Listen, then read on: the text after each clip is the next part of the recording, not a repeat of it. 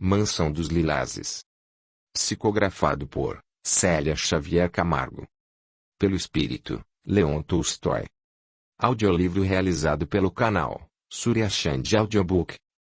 Sinopse. Rússia, reinado do czar Alexandre II, século XIX. Na capital, São Petersburgo, um rico senhor vive situações dramáticas e inesperadas em sua mansão dos Lilazes, especialmente no campo amoroso, contra as quais não vê possibilidades de uma reversão do destino. Contudo, em todas as situações dolorosas da vida, há sempre uma lição a aprender, e a certeza de que as sábias leis divinas conduzem com amor e misericórdia às ações humanas. Experiências traumáticas, vividas no passado, são retomadas em novas e purificadoras relações terrenas, através da reencarnação, momento em que o espírito endividado busca se harmonizar consigo próprio, e com seus pseudo-adversários.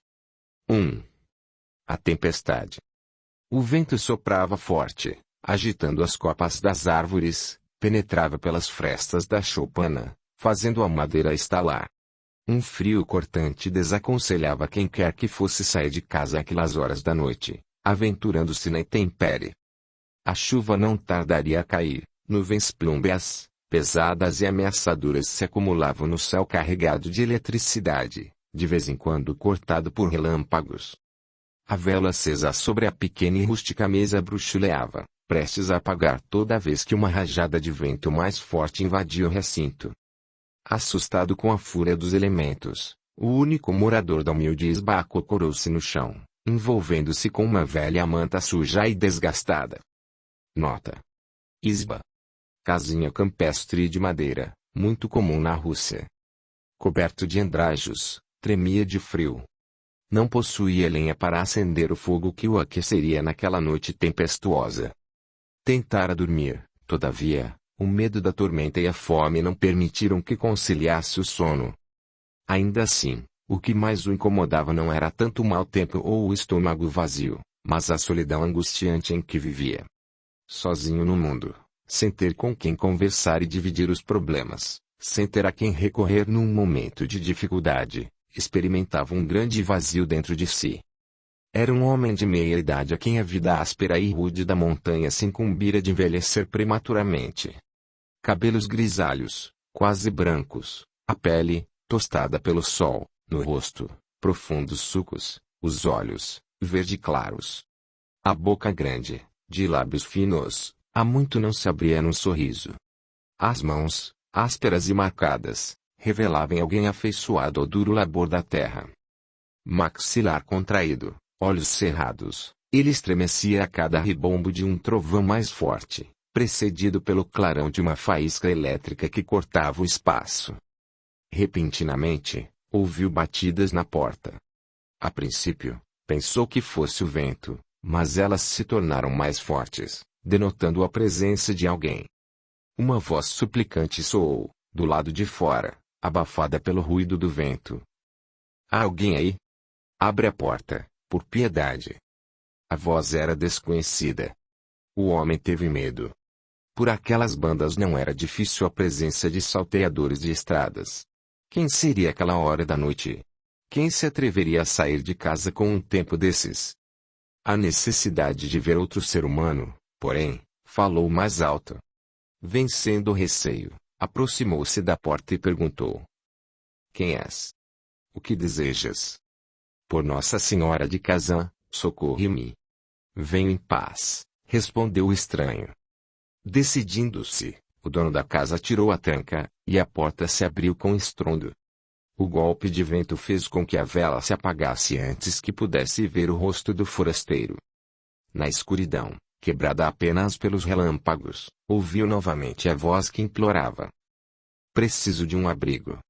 A tempestade não tarda e não tenho para onde ir. Em nome de Deus, ajuda-me. Ouvindo o nome da Senhora de Kazan, seguido do nome do Senhor, os últimos temores desapareceram. Se bem-vindo. Minha isba é pobre, mas ficarás protegido da chuva e do frio. O desconhecido entrou, enquanto o dono da casa fechava a porta com dificuldade. Tateando na escuridão, encontrou a vela e acendeu-a, aproximando-a do rosto do visitante para vê-lo melhor. Era um homem ainda novo, pele morena, cabelos pretos curtos e encaracolados, os olhos, límpidos, também escuros, fisionomia atraente. Agradecido, o recém-chegado sorriu, examinando o ambiente em redor. O hospedeiro sentiu imediata simpatia por ele. Um pouco constrangido por ver que o hóspede estava bem vestido e bem agasalhado, o que denotava pessoa de posição, desculpou-se. Não tenho leito para te ofertar, mas podes acomodar-te em qualquer lugar que quiseres. Tenho um pouco de palha limpa com que poderás improvisar uma cama. Também não posso oferecer-te comida, pois nada tenho. Tudo o que posso conceder-te é um abrigo. Satisfeito por poder retribuir o favor, o desconhecido tranquilizou-o. Pois não te cause isso preocupação. Durmo em qualquer canto. Considero-me feliz por estar protegido da intempérie. Quanto à comida, também se dá um jeito. Tenho ainda um pouco de pão, um pedaço de queijo. Com alegria retirou um odre do saco de couro que trazia a tiracolo. Vinho. Com os olhos brilhantes, mal acreditando no que estava vendo, o hospedeiro afirmou. Começo a acreditar que foi realmente a senhora de Kazan quem te mandou aqui. Antes, eu nada tinha para matar a fome e agora, veja só, temos até vinho. O outro jogou a cabeça para trás, dando uma sonora gargalhada. Isso mesmo. Uma mão lava a outra. Proporcionaste-me abrigo, dou-te o que comer. De quebra, fazemo-nos companhia nesta noite infernal. Com outro ânimo, o dono da casa pegou 2 canecas no armário, e assim, sentados em torno da pequena e rústica mesa, dividiram o pão, o queijo e o vinho. O morador comeu e bebeu com satisfação. O hóspede lembrou. Mas ainda não sei teu nome. Sou Olavo Barenkov, de São Petersburgo, informou o visitante. E eu sou Anton. Anton Vassiliev, disse o outro, limpando a boca com as costas da mão. Então, Anton Vassiliev, continuemos a comer e a beber. A nossa saúde, brindou. A tempestade desabava lá fora, mas os 2 companheiros já não estavam preocupados com ela. Dentro de pouco tempo, trocavam confidências. Era como se fossem conhecidos de longa data. Olavo ficou sabendo que Anton vivia sozinho há 10 anos, como ele mesmo contou com voz empastada, já sob o efeito da bebida. Meu amigo, não sabes o quanto tenho sofrido aqui nesta solidão. Morava com minha família, a esposa e 2 filhinhas, feliz e despreocupado. A vida não era fácil, mas nada nos faltava. Sempre fui trabalhador e nunca tive medo de enfrentar o serviço. A terra nos dava o que comer, e o excedente era vendido ou trocado na aldeia por outros gêneros necessários. As crianças cresciam felizes e sadias, correndo pelos campos e pelos montes. E o que aconteceu? A mulher me abandonou. Ela estava sempre reclamando, colocando defeito em tudo, desgostosa. Dizia que aquilo não era vida e que desejava ir para a cidade, onde não faltariam alegrias e prazeres. Alegava que as meninas não poderiam crescer como animais, sem ver ninguém e sem ter contato com outras pessoas. O hóspede ouvia atento e penalizado. Anton prosseguiu. Certo dia, ela arrumou suas coisas. Estava resolvida. Cheguei em casa e minha esposa só estava esperando para se despedir. Percebendo que não havia mais jeito, que sua decisão era definitiva, até aquele momento, acreditava que ela mudaria de opinião, ponderei. Está bem. Já que assim desejas, assim será feito. Irei também. Espera que eu arrume meus pertences e partiremos juntos. Ela, porém, não concordou. Não, Anton, não serias feliz na cidade, e não desejo forçar-te a nada. Fica aqui, toma conta do nosso sítio e, quando estivermos instaladas, mandarei o endereço para que possas visitar-nos. E então? Indagou o visitante, curioso. Nunca mais as vi. Jamais recebi notícias e ninguém sabe o rumo que tomaram. Então, fiquei sozinho neste ermo. Olavo encheu a caneca que se esvaziara. Bebe, Anton Vassiliev. Esquece a ingrata que te abandonou, e completou como se falasse apenas para si mesmo. Muitas vezes é preferível a solidão a uma má companhia. O dono da casa contemplou o hóspede, percebendo certa amargura em suas palavras. Sim, amigo, também muito tenho sofrido por uma mulher a quem tudo ofereci que me traiu miseravelmente. Conta-me. Nada posso fazer para ajudar-te, mas desabafar faz bem, disse Anton, solícito. Tens razão. A minha história, porém, não é diferente de tantas outras. Conheci uma jovem, bela como os lírios dos campos, doce e meiga como o orvalho da manhã. Demonstrei meu amor e ela o aceitou feliz, afirmando também amar-me. Olavo fez uma pausa, suspirou e prosseguiu, como se lhe fossem extremamente dolorosas as lembranças.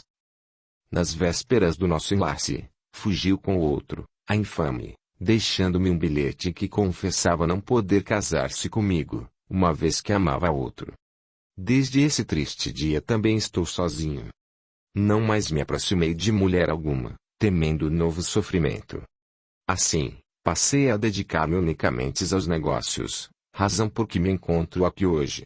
Meu cavalo se assustou com os trovões e, ao cair, quebrou uma perna, por isso, não pude prosseguir viagem. Fez nova pausa, avaliando o efeito de suas palavras no interlocutor, balançou os ombros e concluiu. Infelizmente, tive que sacrificá-lo. O resto já sabes. Estava perdido por estas montanhas, preocupado em abrigar-me da tempestade que se avizinhava, quando vi ao longe uma pequena luz. Caminhei com dificuldade até ela. Assim, cheguei até a esta casa, onde então boa hora me acolheste. Anton Vassiliev, comovido, deu-lhe um tapinha nas costas, demonstrando compreensão, sem palavras. Permaneceram pensativos, cada qual remoendo seus próprios infortúnios, quando Anton considerou. A madrugada não tarda. A tempestade amainou e é hora de nos recolhermos. Olavo concordou. Viajara muito, tivera um dia difícil e estava exausto. Anton ajeitou as palhas, improvisando um leito e apagou a vela. Ambos deitaram-se, ouvindo ainda o barulho da chuva no telhado. Dentro de pouco tempo, dormiam profundamente. O dia amanheceu limpo e claro. Um sol festivo aquecia todas as coisas. A tempestade passara e o solo espalhava o cheiro de terra molhada. A vegetação, lavada de chuva, brilhava a claridade do dia e o ar da montanha apresentava-se puro e agradável. Fazia frio, mas as brumas haviam desaparecido com os primeiros raios do sol que se levantara, dominando a terra. Ao acordar, Olavo estranhou o local onde se encontrava. Logo, porém, lembrou-se da noite anterior.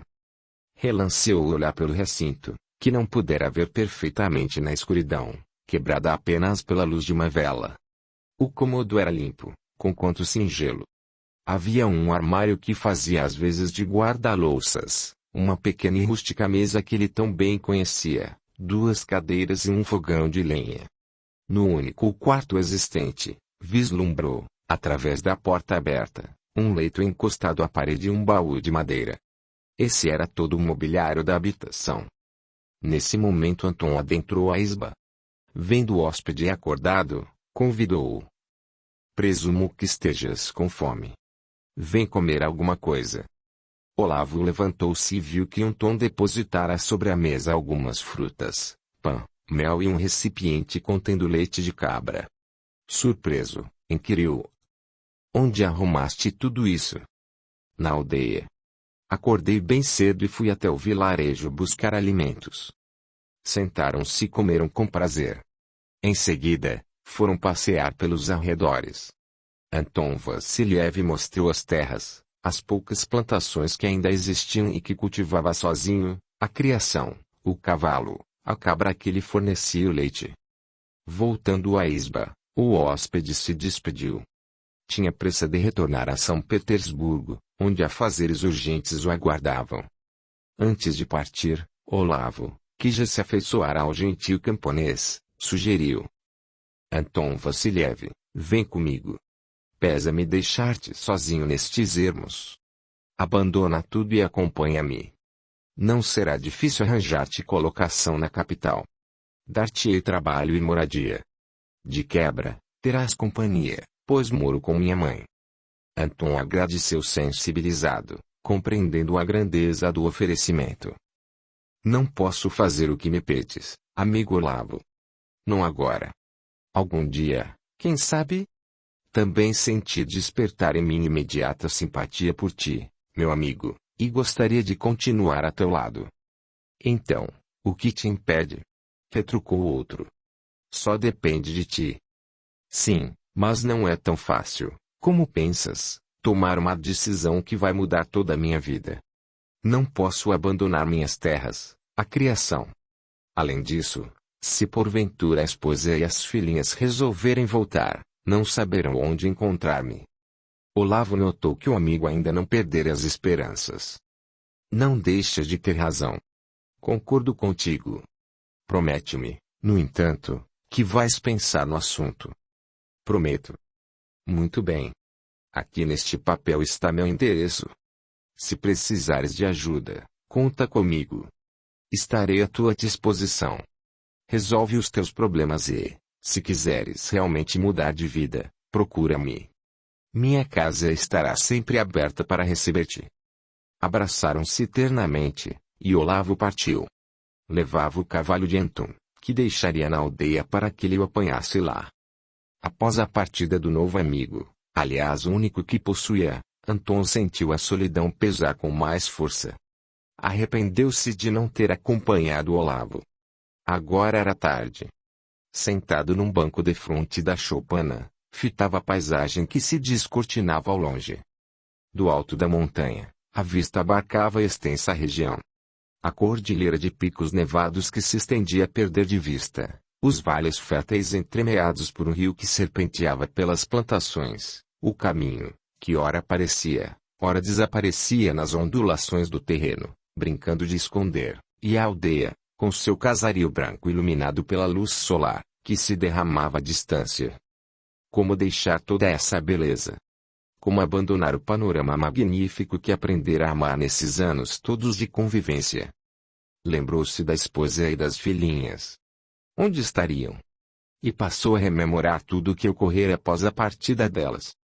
A princípio, aguardava cheio de esperança a volta da mulher, não acreditando que ela suportasse ficar longe dele. Sempre que alguém subia a montanha, o coração batia-lhe mais forte, certo de que teria, afinal, notícias da família. Ledo engano. Isso nunca aconteceu. Assim, com o transcorrer dos dias e dos meses, acomodou-se a situação. 10 anos eram passados desde que elas partiram. Sua vida se consumia nas tarefas domésticas e no trato com a terra. Já não tinha a mesma disposição para o trabalho. Sem estímulo, sem vontade de lutar, Anton entregou-se ao desânimo. Agora, aquelas que tinham sido terras férteis e produtivas encontravam-se abandonadas. O mato dominava as plantações, sufocadas por ervas daninhas. A criação estava magra e descuidada, só a cabra fornecia ainda o leite necessário para que ele não morresse de fome. Normalmente nem tinha o que comer. Aferventava algumas ervas encontradas aqui e ali, que ingeria a contragosto. Lembrou-se do constrangimento que passou por não ter nada a oferecer ao hóspede, que certamente estava acostumado a alimentar-se bem, o que o levou até a vila em busca de comida. Agora, porém, sozinho novamente, tudo voltaria ao que era antes. Lágrimas amargas lhe afloraram aos olhos.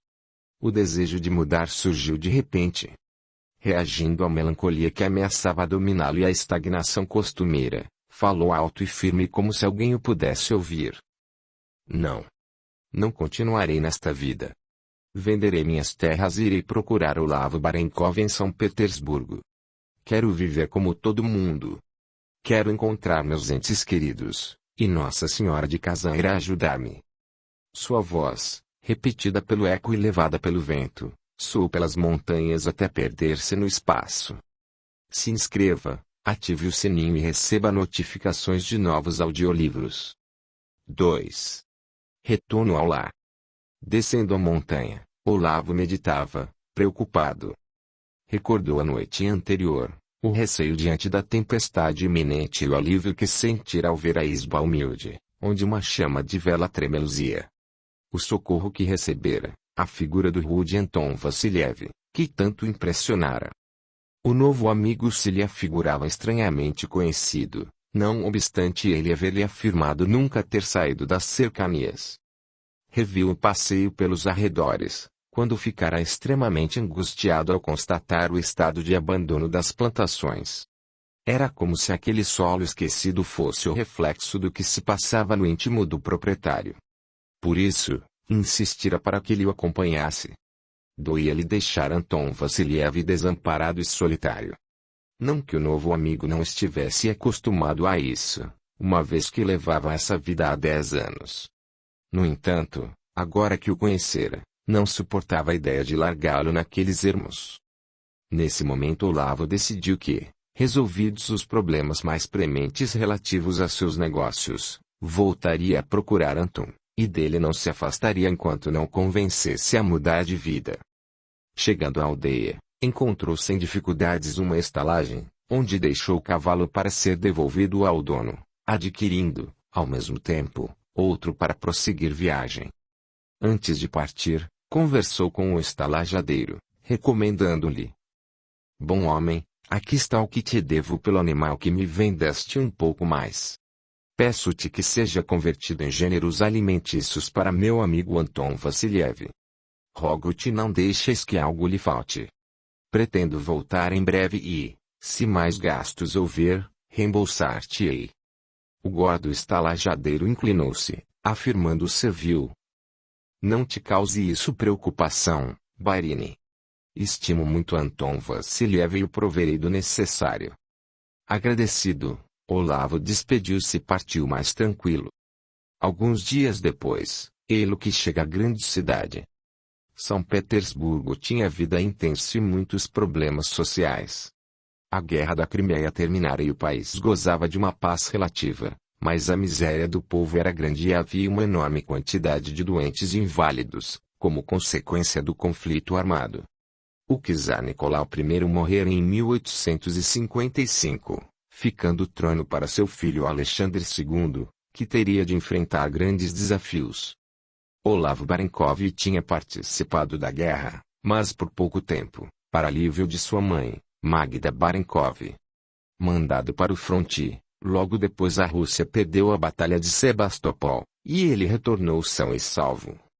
Agora, aos poucos, a vida ia voltando à normalidade. Com um suspiro de alívio, Olavo Barenkov percorreu o trecho até sua casa, localizada em ponto afastado da capital, já nos limites da cidade. Não pôde impedir-se de pensar, vendo as hordas de miseráveis e famintos nas ruas, que a libertação dos mujiques, defendida por Alexandre II, traria muitos problemas para o país. O ano de 1857 iniciara sob acirradas discussões que, certamente, se prolongariam por muito tempo. Não havia interesse da aristocracia russa, especialmente da pequena nobreza, em emancipar os camponeses.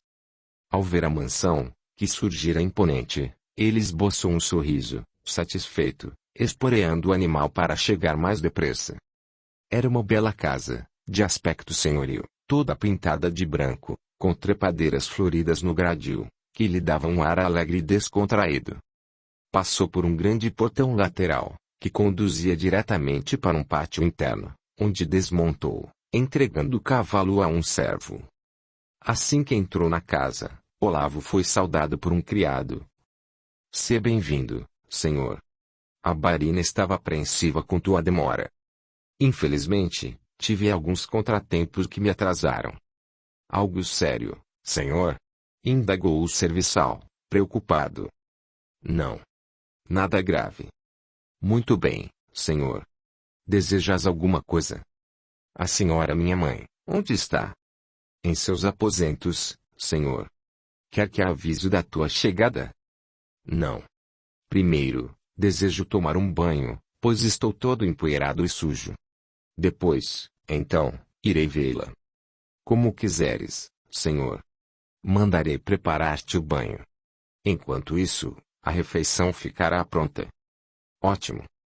Subindo as escadarias, Olavo dirigiu-se a seus aposentos, que se compunham de 3 peças.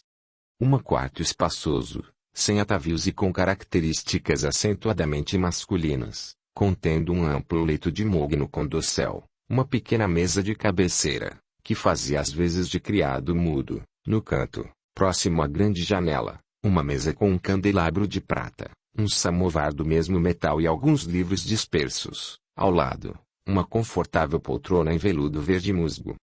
Um grande malheiro e 2 cadeiras completavam a mobília. O outro cômodo era o quarto de vestir, onde se encontravam os armários de roupas e calçados. O terceiro, uma sala de banho privativa, luxo nada comum na época, toda revestida de mármore, inclusive a ampla banheira. Logo seu criado de quarto veio avisá-lo de que o banho estava pronto. Com satisfação, deixou-se envolver pela tepidez da água, aromatizada com essência de sândalo, sua preferida. Após refrescar-se, vestiu-se com esmero, no rigor da moda francesa, como era hábito na aristocracia russa.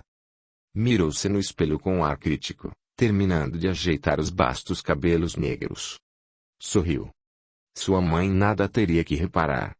Estava impecável.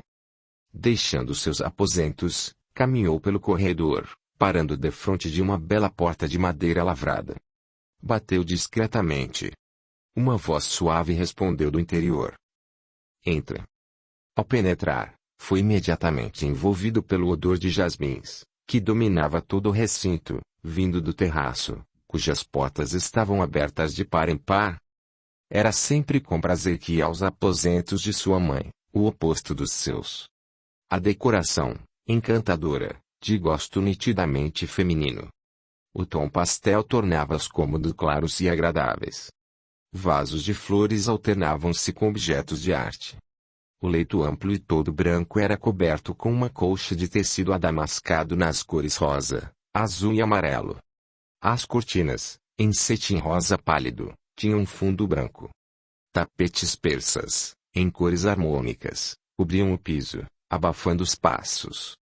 Aproximou-se da poltrona, onde a senhora se entretinha bordando uma tapeçaria.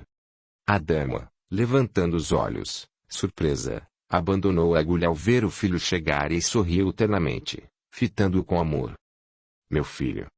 Estava apreensiva com tua demora. Por que tardaste tanto?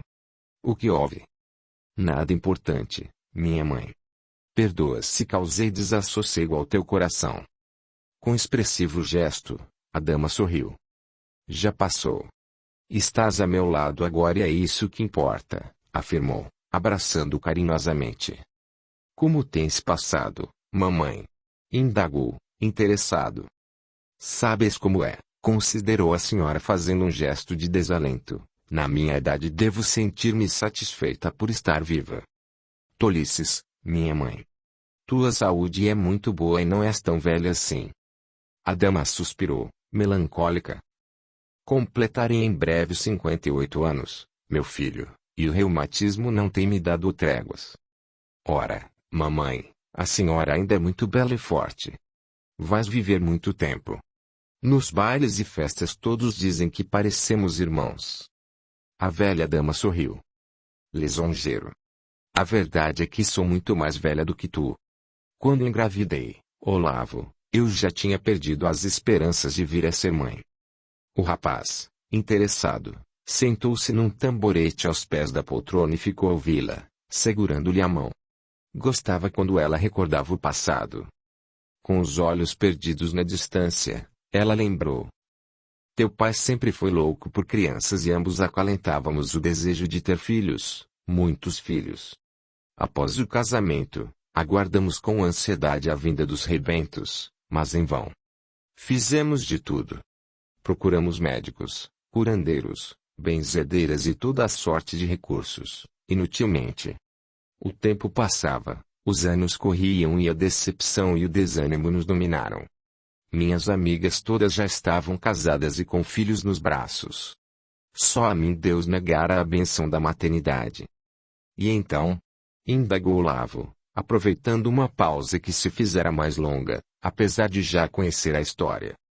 Então, a princípio, enchi-me de revolta.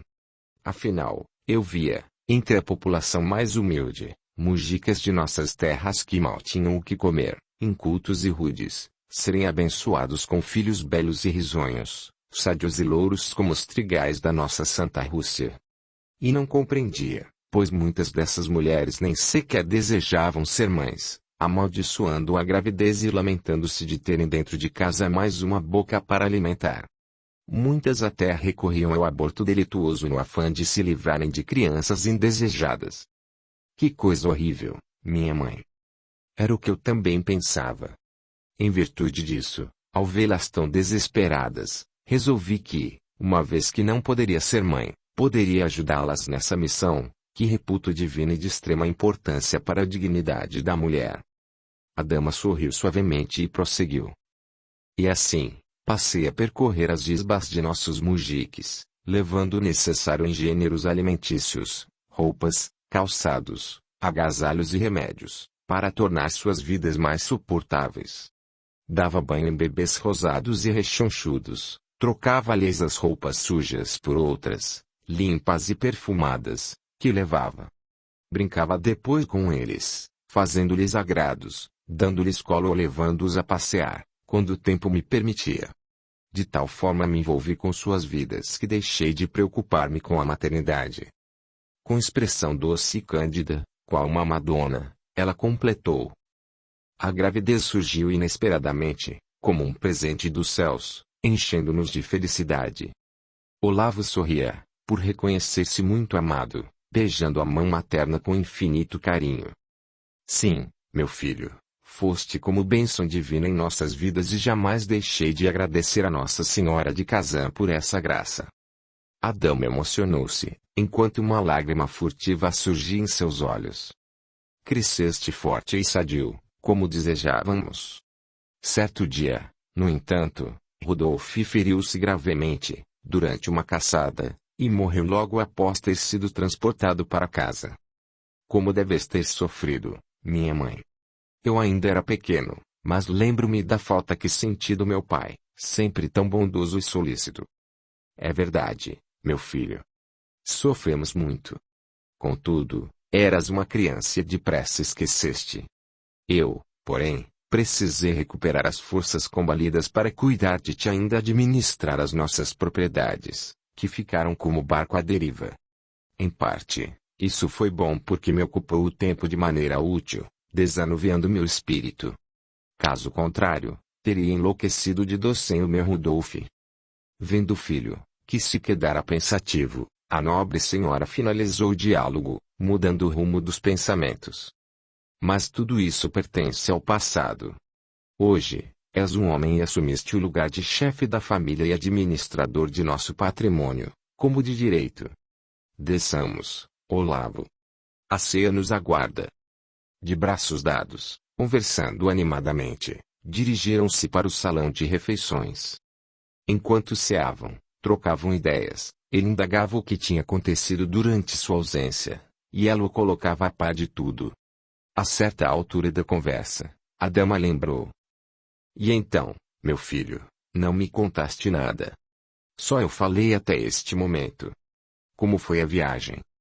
Muito boa, mamãe, apesar dos contratempos. Contratempos? Conseguiste concretizar o negócio? Sim. A propriedade saiu por um valor razoável, creio que ficarás satisfeita. E é muito bela. Deveras? Gostaria de conhecê-la. Talvez um dia possamos ir até lá. Sem dúvida. A residência é bastante confortável. Pertencia a uma velha e nobre família, cujo herdeiro perdeu quase todos os seus bens em jogos e mulheres. Assim, precisou desfazer-se da propriedade, única que lhe restara, ficando ainda muito agradecido por ter realizado o negócio, que lhe permitirá saldar muitas dívidas. Olavo fez uma pausa e fitou a mãe, afirmando: a casa está um pouco abandonada e precisará de ajustes. Após algumas pequenas reformas, que pretendo fazer e espero que aproves, ficará excelente. Confio em ti, Olavo. Faze o que julgares necessário. Mas, a propósito, a que contratempos te referiste? Levando a taça de vinho aos lábios, ele tomou um gole e prosseguiu, relatando à mãe, entre outros, os problemas que enfrentara numa noite tempestuosa e a ajuda que recebera de Anton Vassiliev. Quando concluiu, ela considerou: pobre homem! Como deve ser triste ter perdido a família e viver sozinho. Também fiquei penalizado. Contudo, ainda espero que aceite meu convite e venha residir conosco. Fizeste bem em oferecer-lhe ajuda, meu filho. Em nossas propriedades, até mesmo na mansão dos Lilazes, será fácil arranjar-lhe um serviço.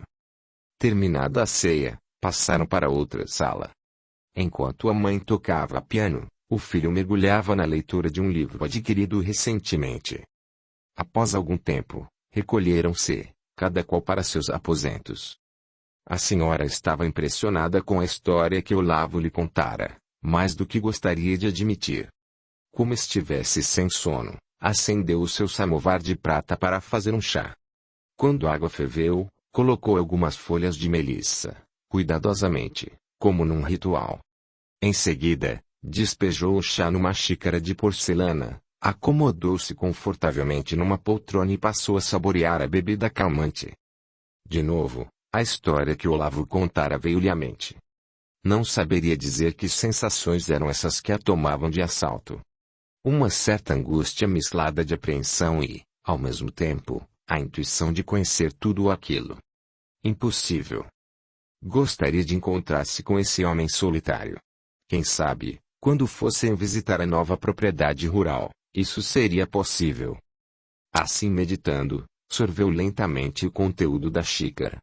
Ao terminar, acomodou-se no leito para dormir. Talvez, como consequência da bebida calmante, o sono a envolveu rapidamente. Despertou no dia seguinte com a impressão de ter tido uma noite cheia de sonhos, em que encontrara muitas pessoas, inclusive o homem solitário. Todavia, por mais que tentasse, não conseguiu lembrar-se do conteúdo desses sonhos. Tocou a sineta chamando a criada. Levantou-se, fez a toalete e, quando desceu para tomar a primeira refeição, o criado informou-lhe que Olavo saíra logo cedo para cuidar dos negócios, encaminhando-se para o escritório. A refeição constava de chá, leite, pãezinhos frescos, rosquinhas de nata, geleia e mel. Mal tocou naquelas delícias que a criada lhe servira, prestimosa. Apenas ingeriu uma chávena de chá e mordiscou uma rosquinha, com ar indiferente. A serva indagou, gentilmente: dormiste bem, senhora? Com o pensamento distante, ela só se manifestou na segunda vez que lhe foi perguntado. Ah! Disseste alguma coisa, Alexandra? Perdão, senhora. Estás bem? Oh! Sim. Podes mandar tirar a mesa. Mas nada comeste, senhora. Um pãozinho talvez? Não, obrigada. Estou sem apetite. E assim dizendo, levantou-se, encaminhando-se para o jardim. O sol forte a envolveu. Caminhou por entre as aleias, sempre preocupada com os sonhos da noite que tanto a tinham impressionado. Embora não se recordasse, tinha a íntima certeza de que se relacionavam com o homem solitário das montanhas. Passou a manhã caminhando pelo jardim, detendo-se ora para ver uma planta, ora outra. Conversou com o jardineiro, transmitindo-lhe algumas ordens e, depois, sentou-se num banco, permanecendo entregue a seus pensamentos. Ao regressar, Olavo foi encontrá-la no mesmo lugar. Beijou-lhe a fronte e, sentando-se junto dela, examinou-a detidamente. Os criados asseguraram-me que a senhora está um pouco estranha hoje. Aconteceu alguma coisa? Nada, meu filho. Está tudo bem. Mas, pensando melhor, afirmou. Aconteceu algo estranho, sim. Tive sonhos esta noite que me impressionaram sobremaneira. Acomodando-se melhor, o rapaz se pôs a ouvir. Conta-me o que tanto te impressionou, minha mãe. Arregalando os olhos, ela explicou, contrafeita. Aí é que está. Não me lembro. Ora, mamãe. Afirmas-te impressionada e não te recordas do sonho. Como pode ser isso? Pois não é estranho. Quando despertei, tinha a lembrança nítida de todos os detalhes. Logo em seguida, porém, apagou-se tudo. Entretanto, tenho absoluta convicção de que o sonho tem relação com a história que me contaste ontem. Ah! Aí está. Então explica-se. És muito sensível e impressionável e ficaste apreensiva com o perigo que passei. Não muito convencida, a senhora concordou. É possível que tenhas razão.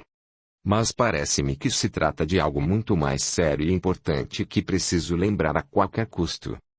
Nesse momento, a criada veio avisá-los de que a refeição seria servida. Obrigada, Alexandra. Estamos indo. Olavo olhou para a criada e uma sensação estranha o assaltou. Jamais reparara nas criadas, mas aquela despertava-lhe interesse. Era uma bela jovem, ainda adolescente, com os cabelos cor do trigo maduro emoldurando-lhe o rosto perfeito. A pele, aceitinada, tinha uma tonalidade dourada pelos raios do sol, refletindo saúde e energia. Seu porte era esbelto e flexível, e os gestos delicados. Interessante, pensou Olavo, lembrando-se, nesse justo momento, de ter sonhado com ela à noite. Seria possível? Nada disse, porque sua mãe nunca admitira brincadeiras com as criadas da casa. Era preciso manter sempre ambiente de respeito e dignidade. Olavo ofereceu o braço à mãe e encaminharam-se para o salão de refeições. Nota: Barini, senhor, Barínia, senhora. Mujiques, camponeses. Até 1860, os camponeses eram considerados escravos na Rússia. Por favor, deixe o seu like, seu comentário, e compartilhe. Para você não custa nada, mas para nós o seu incentivo é muito importante e fará muita diferença. Ele ajudará o canal a crescer e seguir publicando. Muito obrigado. A gratidão é o caminho da evolução. 3. A cigana. Após o almoço, Olavo saiu para cuidar dos negócios. A família possui uma empresa próspera que, com a morte de Rodolfo Barenkov, passou a ser administrada pela esposa, Magda Barenkov, auxiliada por fiel amigo e antigo empregado de seu marido, que também veio a falecer alguns anos depois. Com o tempo, a administração de todos os bens passou para Olavo, inclusive a empresa, que prosperara bastante. O escritório de exportação surgira da necessidade de colocar no mercado a colheita de grãos, aveia, cevada, centeio e trigo. Ao voltar da guerra, Olavo dedicou-se a aumentar as plantações. Como grande produtor, ele encontrava dificuldades para vender toda a produção no mercado interno. Os preços eram geralmente baixos e não compensavam os custos de produção e manutenção. Conversando com outros proprietários, detectou o mesmo problema. Depois de muito pensar, a exportação surgiu como uma solução para o impasse, visto que, no mercado internacional, os preços estavam elevados. Dessa forma, surgira a empresa de exportação que, com o tempo, estendeu suas atividades, beneficiando muitos produtores. Encaminhou-se Olavo para os escritórios da empresa, que ficavam localizados numa rua menos movimentada. Trabalhou a tarde inteira, despachando correspondências, vistoriando as toneladas de grãos estocados, tomando decisões. No final da tarde, com a cabeça cansada, resolveu dispensar a carruagem e fazer uma caminhada. Permanecera muitas horas sentado e sentia falta de exercício. Além disso, gostava de andar, e a tarde estava convidativa. Fizera um belo dia. O céu muito azul e sem nuvens, a temperatura agradável. Era primavera e o perfume das flores espalhava-se pelo ar.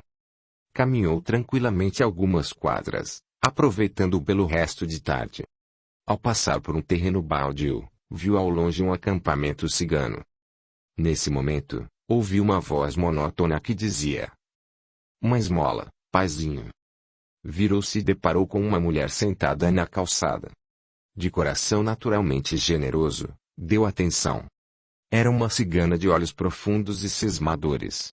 Sua roupa, colorida e espalhafatosa, estava suja, e os cabelos escuros, desgrenhados.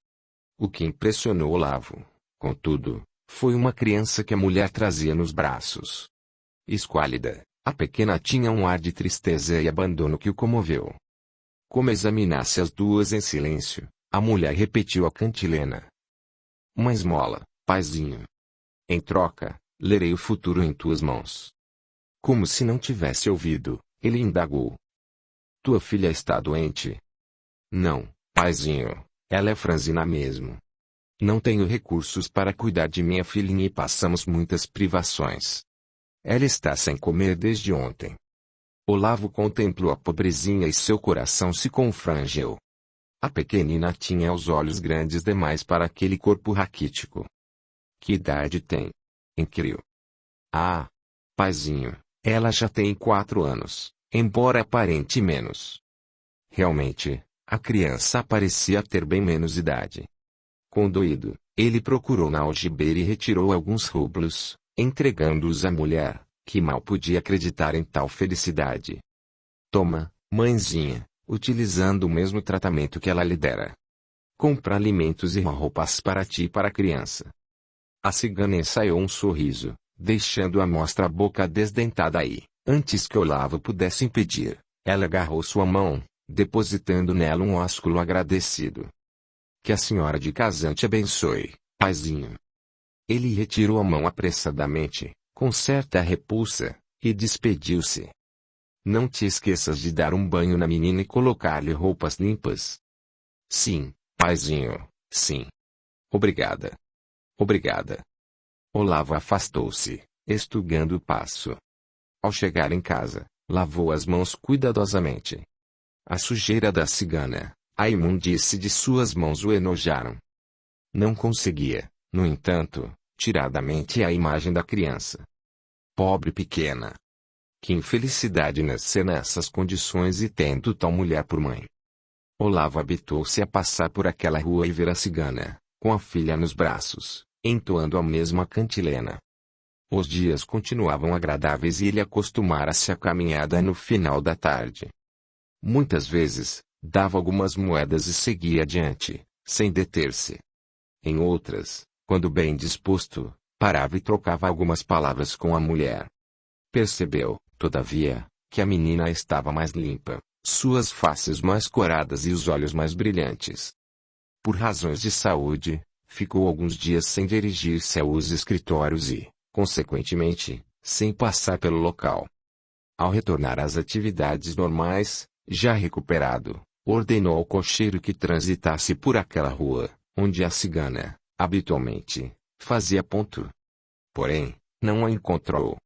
O lugar estava vazio. O mesmo aconteceu no dia seguinte, no outro também. Sem saber por que, Olavo não parava de pensar na criança. Onde estaria? O que acontecera? Teriam levantado acampamento, uma vez que são ciganos, nômades por natureza. Em casa, no aconchego do lar, confortavelmente instalado na poltrona preferida, onde costumava ler, o rapaz não conseguia pensar em outra coisa.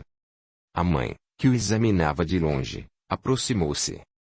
Algum problema no escritório, meu filho? Saindo de sua abstração, ele respondeu, solícito. Não, minha mãe. Por que perguntas? Assentando-se a seu lado, carinhosa, ela observou.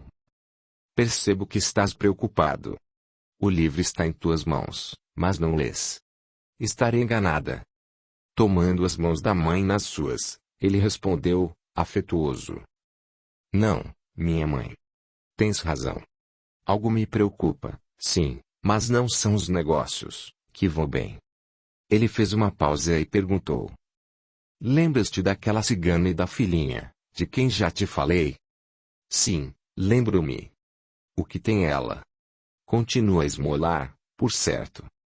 Aí é que te enganas. Não mais a vi desde que estive de cama, resfriado.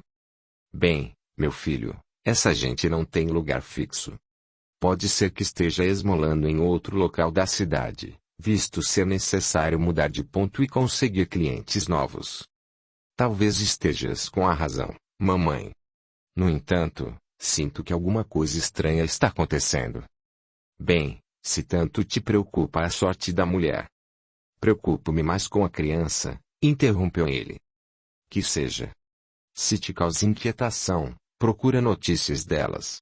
Pelo que me contaste, o acampamento cigano não fica longe. Bem lembrado. É isso mesmo que farei amanhã.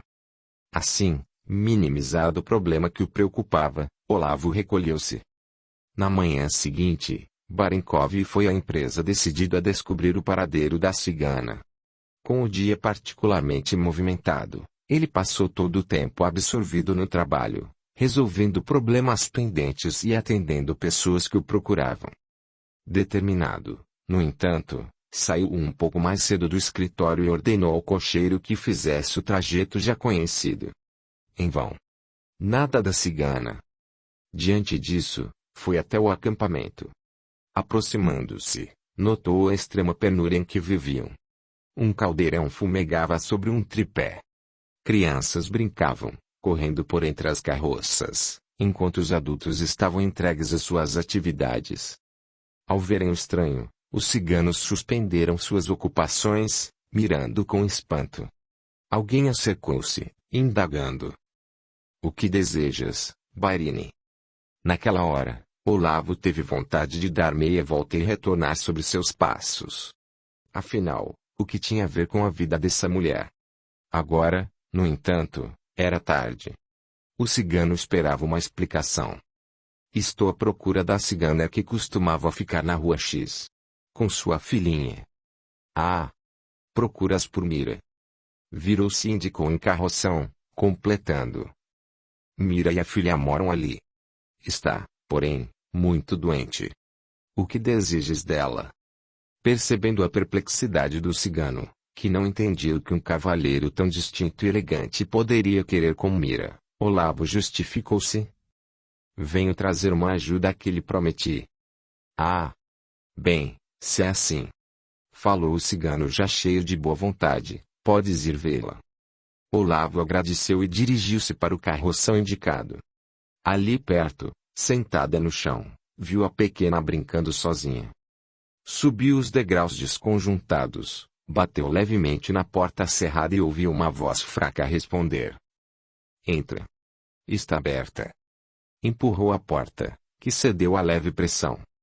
Na penumbra do ambiente, viu, em meio à desordem geral, a mulher deitada no leito. Aproximou-se sem saber o que dizer. Ao ver o visitante, a cigana abriu a boca desdentada num sorriso radiante. O Barini aqui. Que honra para minha humilde casa, paizinho. Penalizado, Olavo acercou-se, cumprimentando-a e explicando sua presença.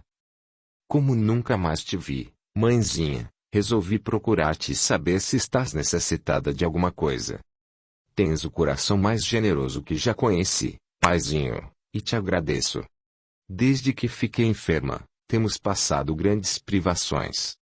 Tua ajuda era sempre de muita utilidade e uma bênção em meio à nossa penúria.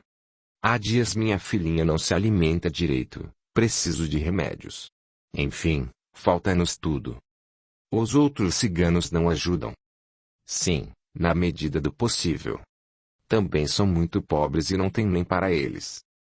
Resolvido, Olavo o informou. Não te preocupes mais, Mira.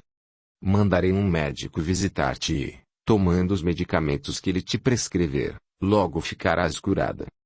Tirou da algibeira uma pequena bolsa de moedas, entregando à mulher, que não sabia como agradecer. Isto é para tuas primeiras despesas. Manda comprar o necessário para ti e para tua filha.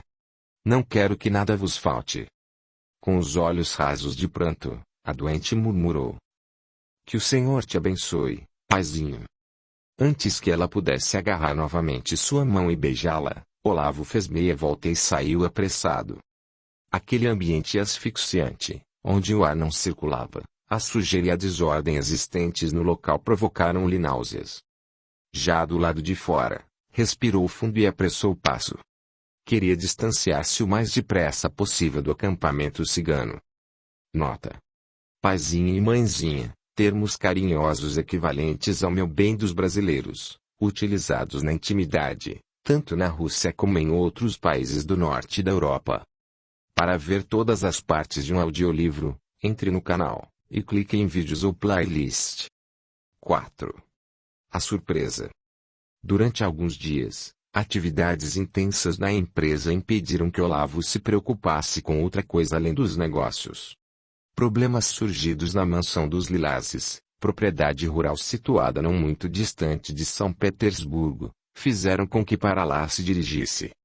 Após tumultuadas e contínuas discussões, os comitês das províncias conseguiram que fosse aprovada a Lei de Emancipação e, no início de 1861, os camponeses se tornaram livres. Assim, os proprietários tinham que se adequar à nova realidade, fazendo acordos com eles, dividindo as terras e cedendo-lhes lotes. Por essa ocupação os mujicas pagariam um aluguel fixo ao senhor. Em virtude dessas mudanças, alguns problemas surgiram, exigindo a presença de Olavo na propriedade. Resolvidas as pendências, ele voltou. Uma quinzena depois, estava apressadamente tomando seu desejum para ir ao escritório, quando uma velha criada entrou esbaforida. Senhor! Senhor! O que houve? Pareces assustada, Rose. Inclinando-se, a serva respondeu aos borbotões.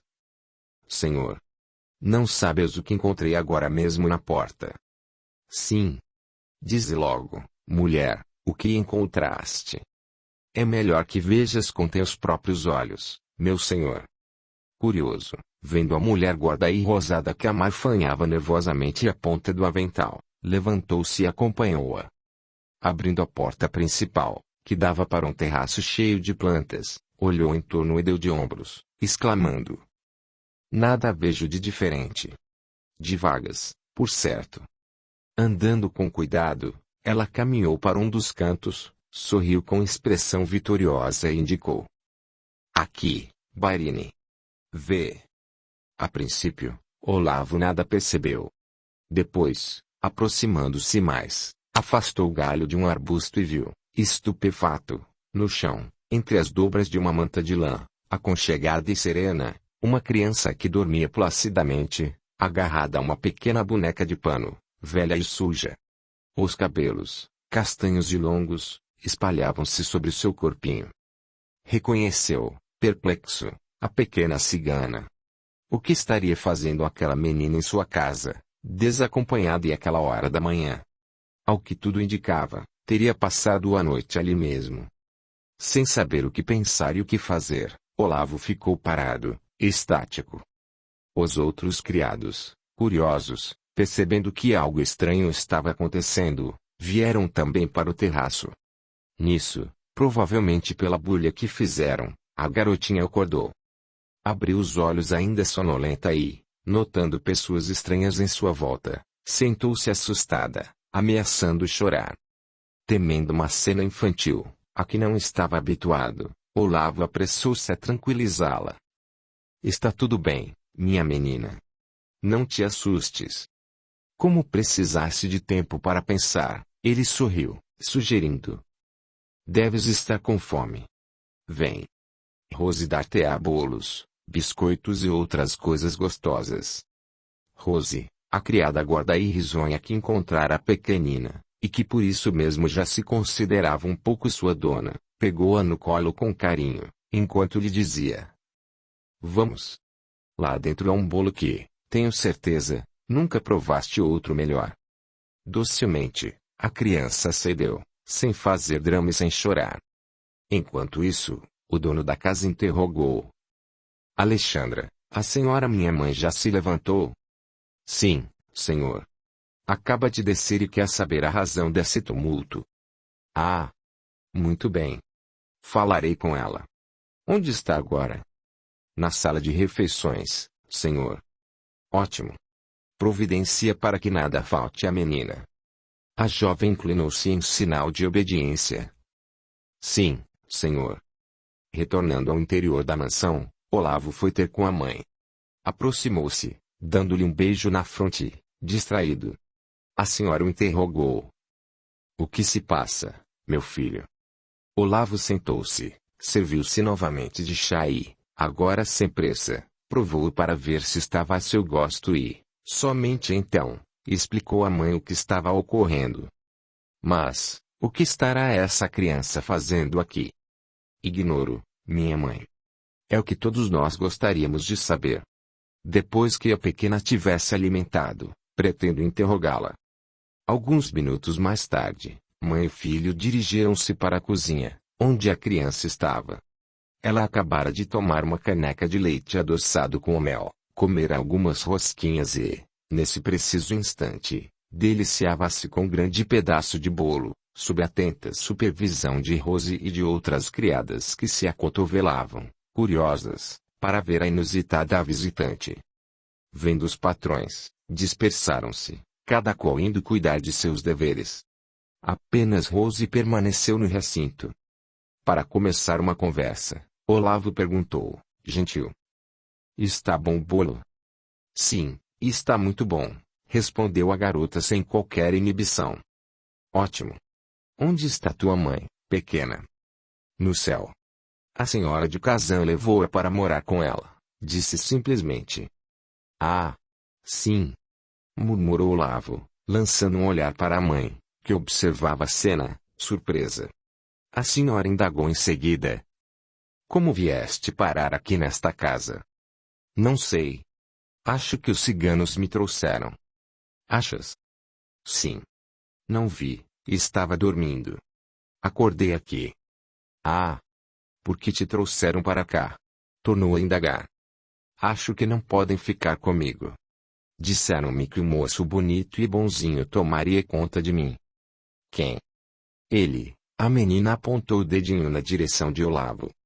Irritada, a senhora exclamou: "Mas isso não é possível. Não podemos ficar com essa criança aqui em casa. Como se atrevem a impingir-nos uma menina que nem conhecemos?" Tão atônito quanto a mãe, Olavo procurou tranquilizá-la. "Acalma-te, minha mãe. Sei onde estão acampados e devolverei a pequena. Não me furtarei a ajudá-los na manutenção da órfã, se preciso for, mas quanto a ficar com ela, isso é que não." Tomando a menina pela mão, saiu com ela porta afora em direção à carruagem, já preparada para levá-lo ao escritório. Valfrido, ao acampamento cigano. Rápido. Deu a ordem ao cocheiro e acomodou-a no assento. A menina dava gritinhos de satisfação. Com certeza, nunca andara numa carruagem antes. Olavo observava discretamente, com o rabo dos olhos, a alegria com que ela olhava os lugares por onde transitavam, toda orgulhosa de estar na companhia do distinto cavalheiro. Contrariado, Barenkov controlava-se com dificuldade, remoendo os pensamentos. Afinal, com que direito abandonavam uma criança na sua porta para que dela a cuidasse? O fato de ter ajudado a mulher algumas vezes não justificava tal liberdade. Ah! Mas quando encontrasse os ciganos iria dizer-lhes exatamente o que pensava sobre isso, e, se não quisessem ficar com a menina, ele chamaria os guardas. Afinal, não tinha responsabilidade alguma nesse caso. Monologando intimamente, nem percebeu que se aproximavam do local. A carruagem parou e Olavo desceu, colocando a criança no chão. Perplexo, olhou ao redor e percebeu que nada mais existia do acampamento. O terreno estava vazio. Deu alguns passos e viu pedaços de carvão já apagados, restos de uma fogueira. Virando-se para a menina, que o seguira, perguntou irritado, como se ela tivesse culpa: "Para onde foram os ciganos?" Ela balançou a cabeça, agitando os bastos cabelos. "Não sei." Chamando o cocheiro, ordenou que indagasse nas imediações se alguém saberia o destino deles. Ninguém, contudo, tinha informações. Reviraram a cidade, acreditando que o acampamento tivesse mudado de lugar, mas nem sombra dos ciganos. Desanimado, depois de horas de busca infrutífera, sem alternativa, retornou com a garota, uma vez que não poderia deixá-la ao desamparo. De volta à mansão, ordenou a Rose que cuidasse provisoriamente dela, pois esperava solucionar a questão no menor espaço de tempo possível. Contudo, a tribo cigana parecia ter evaporado. Ninguém sabia dar notícias. A polícia, a quem recorreram, Não obstante ter colocado muitos homens na busca, igualmente não obteve nenhuma informação. Enquanto isso, a pequena Ivana, sob os cuidados de Rose, via os dias passarem sem muita preocupação. Criança que era, adaptara-se com rapidez à nova vida, infinitamente melhor do que aquela que levara antes. Não sendo afeiçoada a ninguém da tribo cigana, deles se apartara sem tristezas. A única lembrança boa que conservava era da mãe, pois, apesar das dificuldades, da fome, do frio e da miséria, ela sempre a tratou com carinho. Por isso, muitas vezes, Rose a encontrava chorando no jardim da grande mansão, escondida entre as latadas de rosas ou sob os lilazeiros, onde se refugiava sempre que uma saudade maior lhe doía no peito. Quanto a Olavo e sua mãe, aceitaram com serena resignação o que não podiam evitar, mantendo, no entanto, um certo afastamento da pequena intrusa, que ficou definitivamente sob a tutela de Rose, que se lhe afeiçoara. Com o passar do tempo, porém, a graça e a espontaneidade da criança foram conquistando os senhores, diminuindo as distâncias e criando um vínculo de afeto entre eles. Magda Barenkov, quando saía às compras, não se esquecia de trazer roupas, sapatos, brinquedos e guloseimas para Ivana, que agradecia com um sorriso encantador. Na época propícia, Olavo contratou um preceptor para cuidar da educação dela. Afinal, se iria ficar permanentemente sob seu teto, e tudo indicava que sim, era preciso prepará-la para um bom casamento, quando chegasse a idade. A verdade é que já não saberiam viver sem a pequena cigana. Ela de tal modo se infiltrara em suas vidas que não poderiam sequer cogitar perdê-la. Ivana crescia em graça e beleza. Nada a fazia lembrar a menina suja, franzina e enfermiça que um dia fora encontrada na porta da mansão. Tinha os mesmos cabelos castanhos longos e lisos, agora sedosos e bem tratados. A pele, antes de um tom esmaecido, adquirira colorido sádio pela vida ao ar livre e pela boa e farta alimentação. Os olhos, escuros e cismadores sob as longas pestanas, ganharam brilho, e o sorriso, contagiante, encantava a todos. Todo o corpo, enfim, de formas harmoniosas, lhe conferia graça e elegância. Falava corretamente e possuía uma simpatia natural e cativante. A senhora apreciava sua companhia e, não raro, a levava para passear. Agora, com 7 anos de idade, nada na sua aparência denotava a origem humilde que tivera. Ivana era levada a festas e passeios como pessoa da família, portando-se com educação e finura. Olavo, cada vez mais encantado com a pequena Ivana, fazia-lhe todas as vontades. Entre mentes, o rapaz começou a sentir-se poderosamente atraído pela criada Alexandra. Fiel, contudo, às regras da casa, que não permitiam relacionamento mais íntimo com os subordinados, mantinha distância. Observava a criadinha de longe, acompanhando-lhe os gestos, os movimentos, gostava de ouvir seu riso argênteo, quando entretida a conversar com outros criados nos momentos de folga, de ver o ondular dos cabelos encaracolados, o arquear das sobrancelhas, o perfil de Madonna, a boca delicada e bem feita. Evitava o contato direto com ela, temendo ser traído pela emoção. Todavia, não lhe passavam despercebidos olhares discretos, um pequeno tremor nas mãos, quando ela se aproximava para lhe servir o chá, ou um certo rubor, quando se sentia observada por ele. Seu último pensamento era dirigido a ela, ansiava para que a noite passasse rápido, trazendo os albores de uma nova aurora. Era uma alegria todas as manhãs rever o belo semblante de sua amada, seus olhos doces e serenos e o sorriso sedutor. Certo dia, a senhora sua mãe, que tinha carinho maternal pela jovem, demonstrara a Olavo sua preocupação com o futuro da criada. Alexandra está na idade de contrair matrimônio. Uma vez que não possui família que possa interessar-se diretamente por ela, creio que nos cabe o sagrado dever de cuidar do seu futuro. Pensarei num bom pretendente para ela. Entre os nossos criados, tanto aqui na cidade quanto no campo, não faltam rapazes sádios e trabalhadores, que certamente ficariam felizes em tê-la por esposa. A princípio, Olavo levou um choque ao ouvir as palavras da mãe, e permaneceu calado. A senhora, segurando delicadamente a chávena de chá, virou-se para ele. Não achas que tenho razão? Olavo murmurou algo concordando e levantou-se, rápido, alegando afazeres urgentes. Recolheu-se a seus aposentos profundamente abalado. Uma onda avassalante de cima o tomara de assalto, um medo terrível de que a mãe viesse de fato a fazer o que estava planejando dominou. O sangue subiu-lhe à cabeça, toldando-lhe a visão, a respiração tornou-se ofegante e o coração bateu acelerado. Nunca. Nunca será de outro homem, gritou para si mesmo. Audiolivro realizado pelo canal Surya Chand Audiobook. 5. O amor. Somente naquele momento, Olavo compreendeu o sentimento que o tomava por inteiro. Ele amava Alexandra. Amava-a com todas as forças do seu coração jovem e impetuoso. Sorriu para si mesmo, feliz. Jamais amara realmente antes, agora percebia isso. Nem mesmo quando julgara estar apaixonado e sofrera o abandono de sua eleita. O encontro com o amor é algo sublime que leva as criaturas. Contudo, naquele instante Olavo lembrou-se da mãe.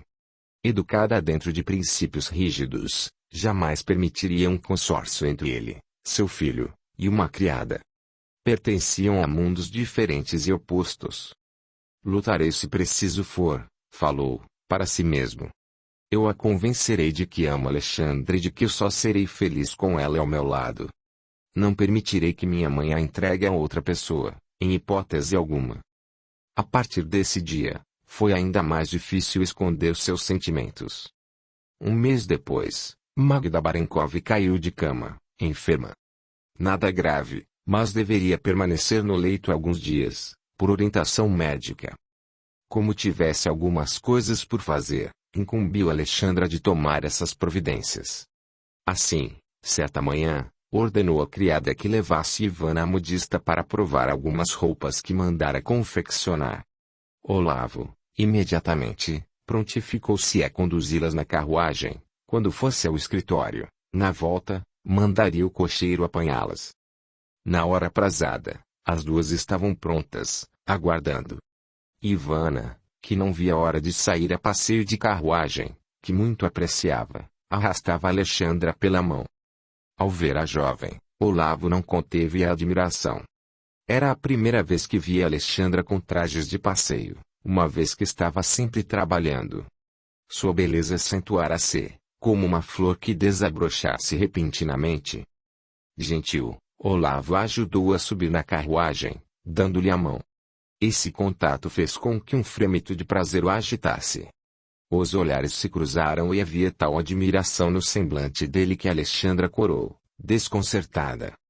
Acomodaram-se e fizeram o trajeto em silêncio, quebrado apenas pela pequena Ivana, que tagarelava sem parar, excitada com tudo o que via. Chegando à modista, em rua central da cidade, a jovem desceu e, tomando a mão da menina, agradeceu. Obrigada pela gentileza, senhor. Ficarei aguardando para levá-las de volta. Mas, eu pensei. Balbuciou a criada. Sim, sei o que pensaste. Resolvi, porém, aguardar. Está um dia muito bonito e não tenho pressa de fechar-me num escritório. Alexandra inclinou-se, ruborizada de prazer e, agradecendo novamente, adentrou a casa da modista. 3/4 de hora depois, saíram, encontrando Olavo a caminhar ao lado do veículo. Desculpa, Barini, a demora. Não esperava. Ele a interrompeu. Não te preocupes, Alexandra. Aproveitei o tempo para caminhar um pouco. Estendendo-lhe a mão, ajudou-a a subir na carruagem, pegou Ivana nos braços, depositando ao lado da acompanhante. A carruagem começou a rodar e Alexandra notou que fazia um trajeto diferente. Para onde estamos indo, senhor? Este não é o caminho que leva à mansão. Tens razão, Alexandra. O dia está tão encantador que resolvi levar Ivana para passear no parque. O que achas, pequena? No parque? Ah! Que bom, paizinho. Gosto muito, reagiu, eufórica, batendo palmas de satisfação. Mas, Abarine, murmurou Alexandra, não te aflijas.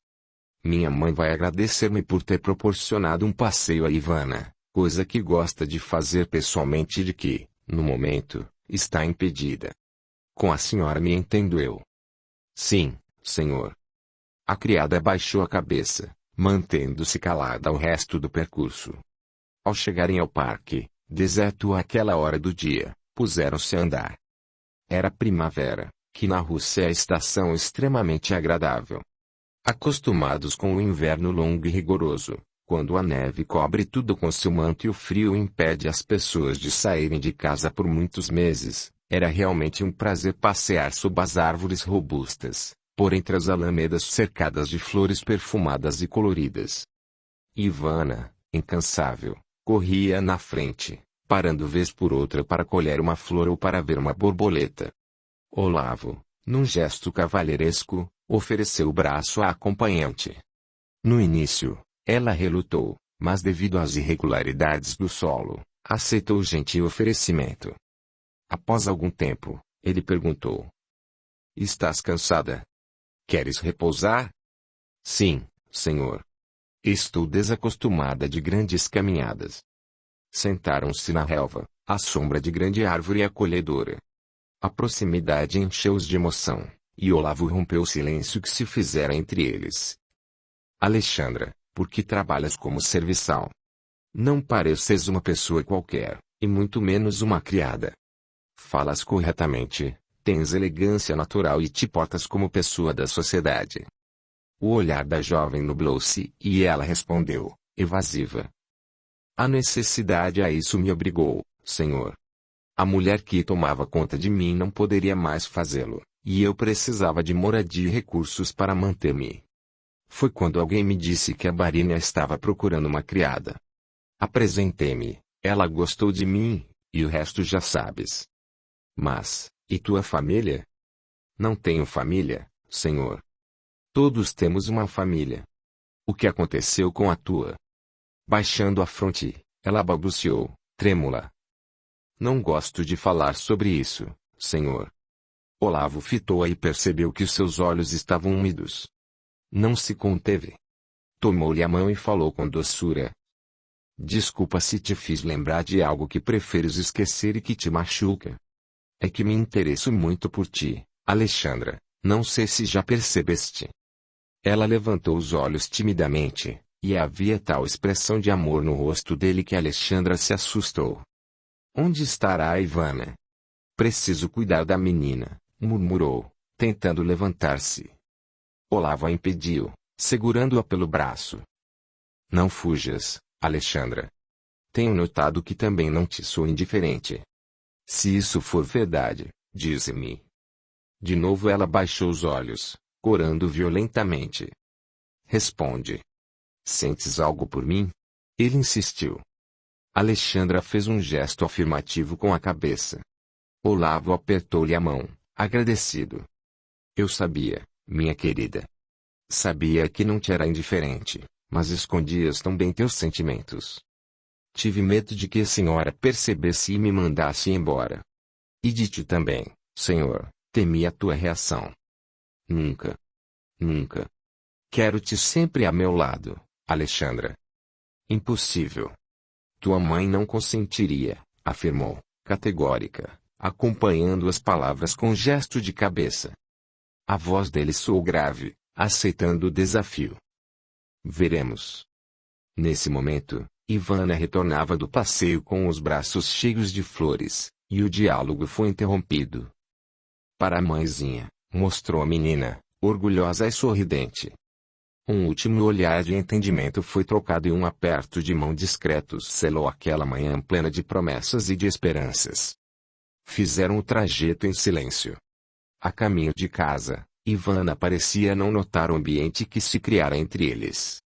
Deixando-os de frente à mansão, Barenkov demandou o escritório, onde assuntos urgentes o aguardavam. Trazia o coração leve, um bem-estar indizível que se refletia em suas atitudes. Os empregados notaram essa mudança, pois o patrão sempre os tratara com cortês indiferença. Sorriso nos lábios, cumprimentou a todos. Seu comportamento afável e otimista não cedeu nem diante das dificuldades que lhe foram apresentadas para a solução de certas negociações. Com tranquilidade e bom humor, se dispôs a buscar uma saída para os problemas. Em casa, igualmente, a mãe não pôde furtar-se à surpresa que a nova conduta do filho lhe causava. À noite, ao ficarem a sós após a ceia, ela o inquiriu. Pareces diferente hoje, meu filho. O que houve? Diferente? Sim, Olavo. Não sei explicar, contudo noto que estás mudado. Mais alegre, sereno, e pensativo também. Com os olhos sonhadores postos no vazio, ele respondeu: Estou satisfeito. Tive um excelente dia e resolvi diversos casos intrincados. A mãe ouviu-lhe as explicações não muito convencida. Pode ser. No entanto, já solucionaste problemas difíceis antes e nunca te vi assim. Olavo sorriu, prosseguindo na leitura do livro, que mantinha aberto sobre os joelhos, e não respondeu. Continuava a olhar as páginas, mas o pensamento estava longe, perdido entre os sedosos cabelos cor-de-mel e os olhos azuis de Alexandra. A partir desse dia, sempre encontrava ocasião para estarem juntos.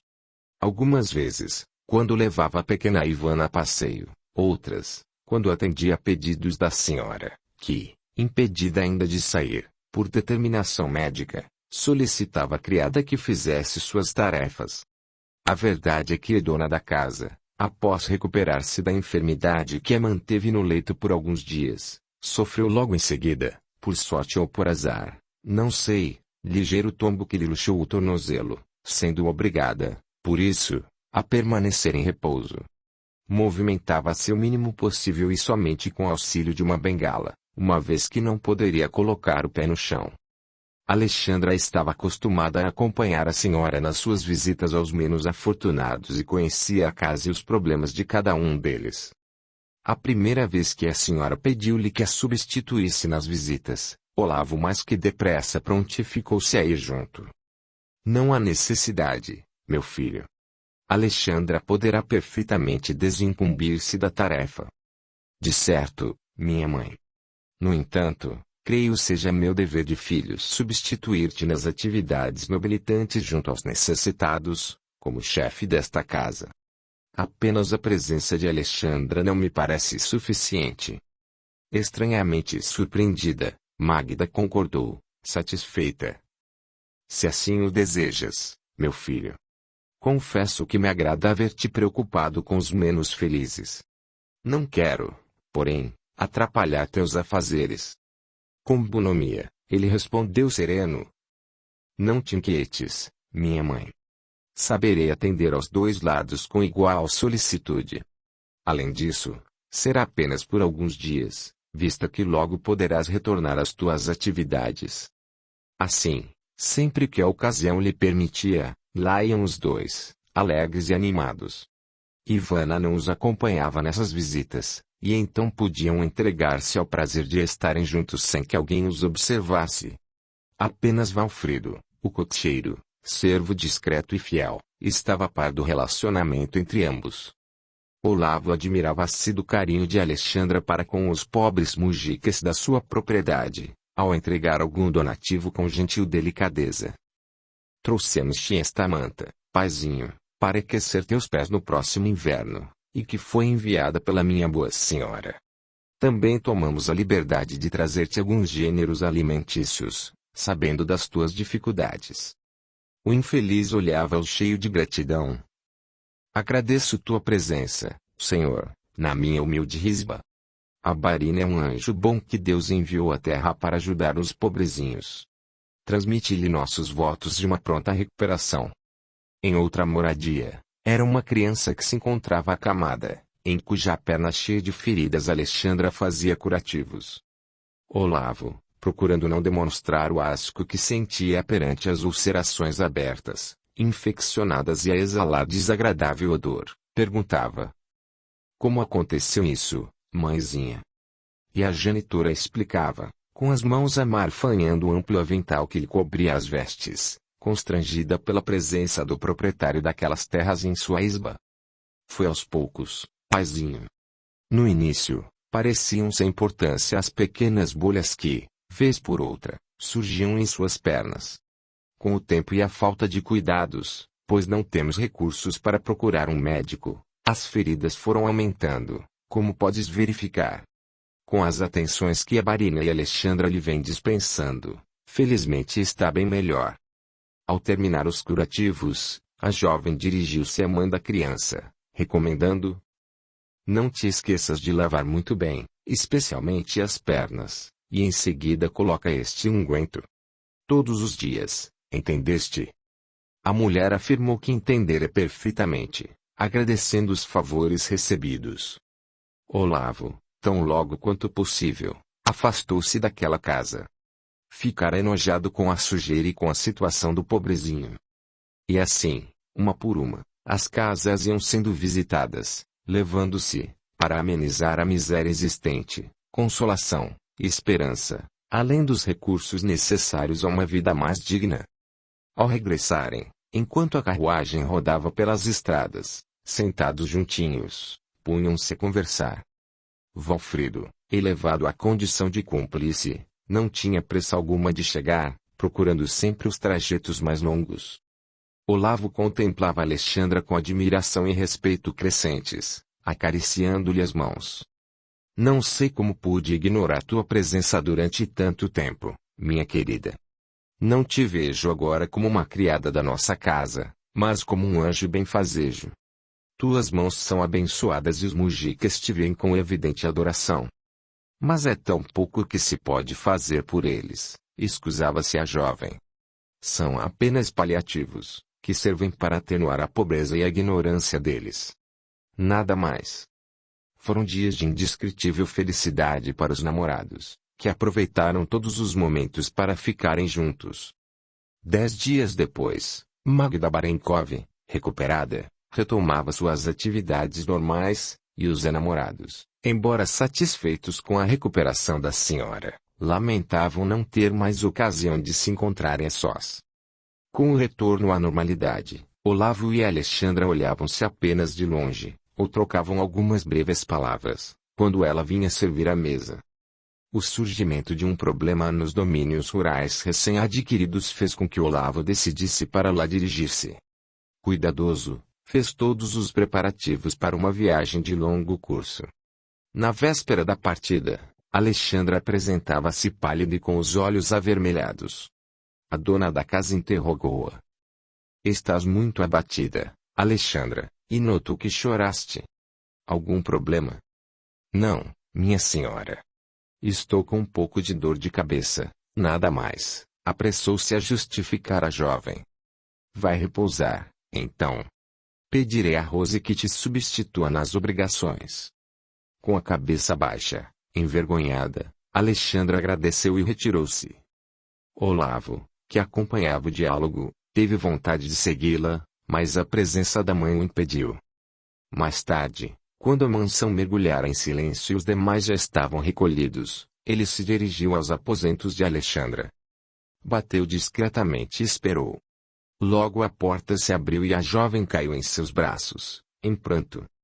Acalma-te, minha pequena. Não chores. Tentando conter os soluços, ela murmurou. Vais me deixar sozinha. É por pouco tempo, Alexandra. Sentirei muita saudade de ti. Eu sei, minha querida. Também sentirei tua falta, mas o que fazer? Não posso levar-te comigo. Escondendo o rosto no peito dele, ela balbuciou. Eu te quero tanto, Olavo.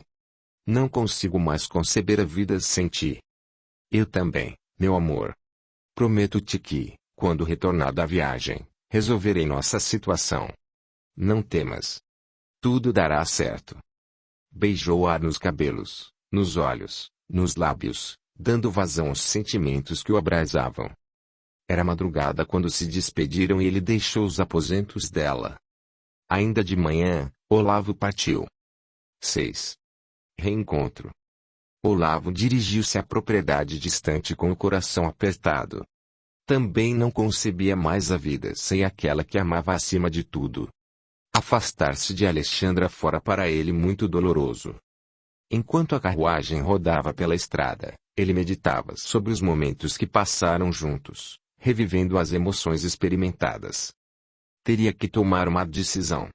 Enfrentaria a mãe, colocando-o a par da situação e da sua determinação de casar-se com Alexandra. Com certeza, ela criaria obstáculos, argumentaria sobre a diferença de classes, apelaria dizendo que a criada não possuía família conhecida, e muito mais. Ele, porém, sentia-se preparado para impor sua vontade, porque, no fundo, sabia que a mãe desejava a sua felicidade. Assim decidido, Olavo chegou a seus domínios muitos dias depois. Inteirou-se dos negócios, através dos relatórios do intendente, resolveu os assuntos mais urgentes, visitou a propriedade, cientificando-se do seu estado, acertou tudo o mais rápido possível e preparou-se para retornar. Na volta, passando pelas imediações da casa de Anton Vassiliev, teve vontade irresistível de rever o amigo. Como estaria ele? Durante aqueles anos, nunca tivera notícias e, agora, uma certa apreensão constringia-lhe o peito. Ordenou ao cocheiro que mudasse o percurso, tomasse um atalho e avançasse montanha acima até que a carruagem não pudesse mais prosseguir. O caminho se estreitara e era agora apenas uma trilha em meio à ramaria da vegetação. Apeou, deu ordem ao cocheiro para esperar naquele local e prosseguiu caminhando. Não era fácil o trajeto. O caminho íngreme e adusto estava quase tomado pelo mato, e Olavo prosseguiu com dificuldade. Ao divisar o platô no alto da montanha, onde ficava a casa de Anton, sorriu aliviado. Estava exausto e ofegante. Não se lembrava de ter tido tanto trabalho para chegar até ali na noite da tempestade. Recordava-se de, na ocasião, ter visto ao longe uma luz, que representava esperança de socorro, e de ter caminhando a seu encontro. Provavelmente, naquela noite tormentosa, o medo o tivesse empurrado para diante. Aproximou-se da bem ansiosa expectativa. Tudo estava em silêncio, as janelas fechadas, nada em seu exterior denotava a existência de um morador. Empurrou a porta devagarinho, chamando. Anton. Anton Vassiliev. Estás aí? Entrou. A princípio, nada percebeu. Tudo estava quieto e em estado de abandono. Achou que o amigo não estaria em casa. Penetrando o quarto, deparou, cheio de espanto, com alguém estendido sobre o leito. Aproximando-se mais na penumbra do aposento, reconheceu-o. Anton. Estás enfermo? Os olhos do outro tiveram um lampejo de alegria ao reconhecer o visitante e, levantando com dificuldade extrema o braço esquálido, balbuciou. Pois és tu, Olavo Barenkov. Sim, sou eu, meu amigo. Mas, o que se passa contigo?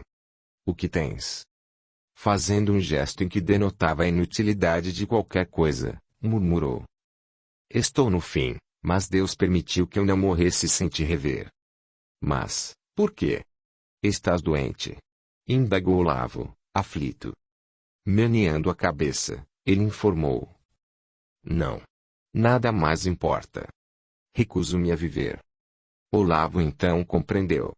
Abandonado por todos, aquele homem morria à míngua. Enfraquecido ao extremo, definhava por falta de alimentação e de cuidados. Desistira de lutar. Entregava-se inerte à morte, que não tardaria a vir buscá-lo. Sem afetos e sem sustentação moral e emocional que o impulsionassem a lutar pela vida, sem estímulo para trabalhar, abandonara-se à estagnação, desertando de tudo. Num relance, Olavo percebeu tudo isso. Resoluto, negou-se a aceitar a situação do amigo. Não. Precisas viver e viverás. Lutaremos juntos. Ofereço-te meu braço e minha amizade. Perdoa-me por ter te abandonado durante todo esse tempo. Anton fitou-o, agradecido, conquanto o olhar nublado de lágrimas afirmasse a inutilidade de qualquer providência. Sentia-se no término das forças. O visitante, porém, girou sobre os calcanhares e, correndo, deixou a casinhola, descendo a montanha. Não demorou muito a avistar o cocheiro que, refestelado na grama, descansava tranquilamente. Este, ouvindo o barulho de passos, levantou-se ligeiro, limpando as vestes. Valfrido, necessito da tua ajuda. Sim, meu senhor. Olavo colocou-o a par do que estava acontecendo. Em seguida, tirando da algibeira uma pequena bolsa cheia de moedas, ordenou: vai até a aldeia buscar o necessário em gêneros alimentícios, que não terás dificuldade em conseguir. Depois, procura um médico, um droguista, ou qualquer pessoa que possa ajudar, e traze-o aqui com urgência. Entendeste? Sim, Barini. Fica descansado. Muito bem. Então, avia-te. Lembra-te de que é caso de vida ou morte. Não te detenhas sob nenhum pretexto. Sim, senhor. É um pé lá, outro cá. Os animais estão descansados e ganharão asas. Ótimo. Quando retornares, sobe até o cume da montanha. Lá no platô encontrarás a isba. Tomadas essas providências, Olavo retornou para junto de Anton. Não pôde deixar de constatar, com profunda tristeza, o abandono da propriedade. Encontrou o amigo do mesmo jeito que o deixara.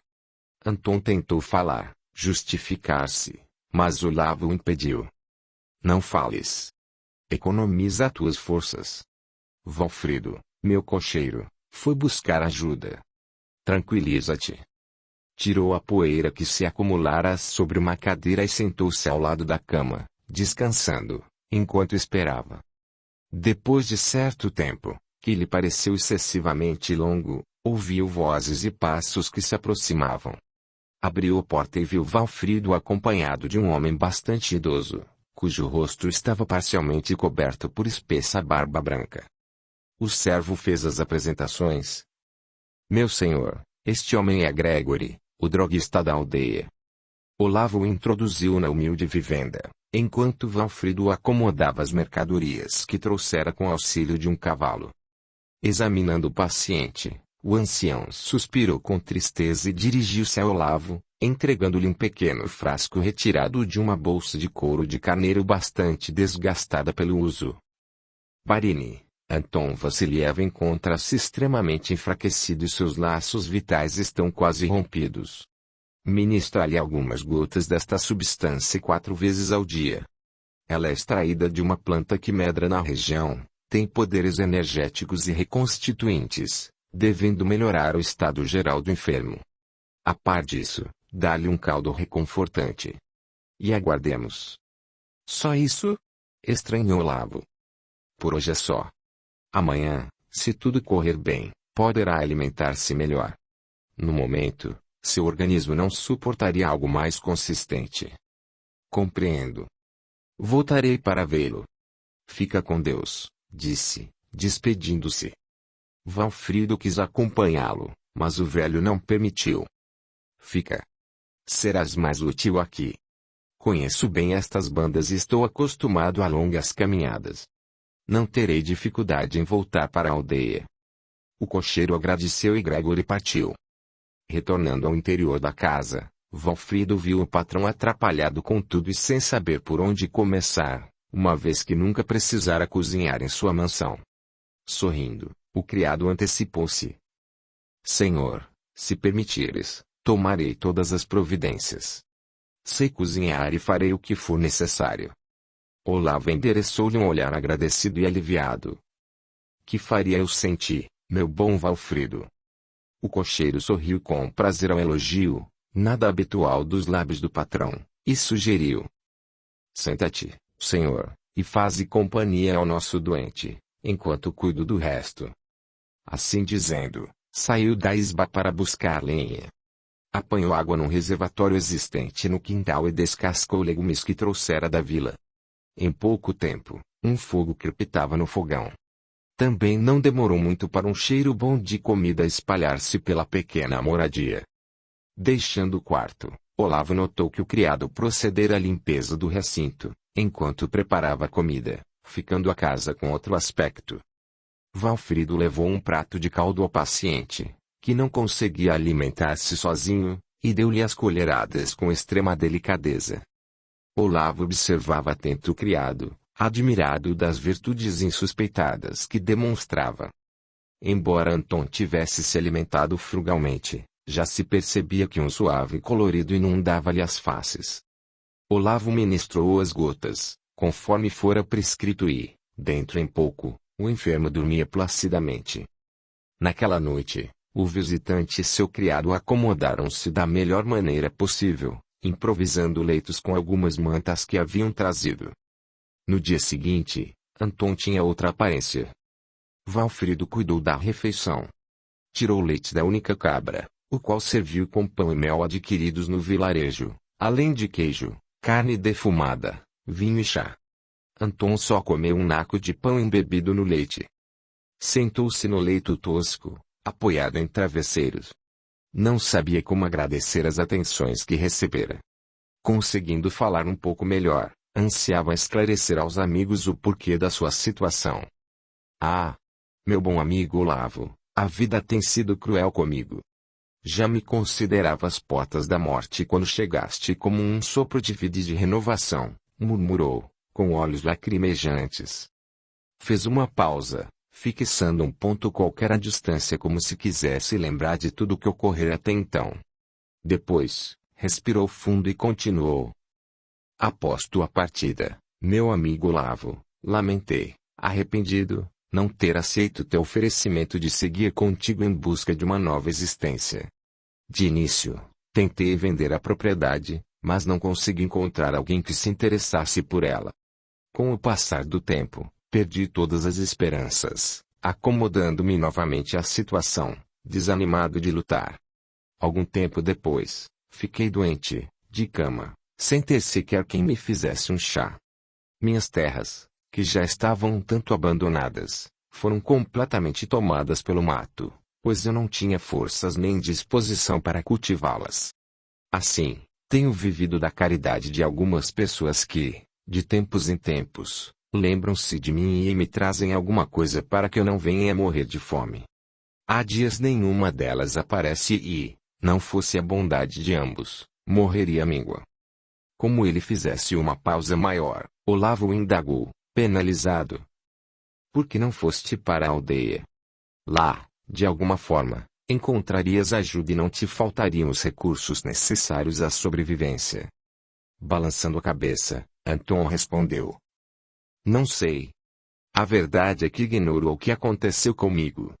Cada vez que penso em sair daqui, sinto-me fraco e sem vontade. É como se estivesse preso a este lugar, como se um visgo invisível me mantivesse imantado a essa montanha. Ainda se tivesse um vizinho, alguém com o qual pudesse contar. Valfrido, que até aquele momento permanecera em silêncio, indagou. Mas tens um vizinho. Porventura não sois amigos? Olavo virou-se surpreso para o criado, enquanto o enfermo respondia. Por certo te equivocas, meu bom Valfrido. Não existe ninguém residindo num raio de muitas léguas. No entanto, tenho visto um homem nas imediações, e julguei que fosse um morador. Não. Deve ser da aldeia. Qual sua aparência? Bem, é trigueiro, forte, tem barba cerrada e olhos chamejantes. Usa uma roupa estranha, antiga. Parece um cossaco.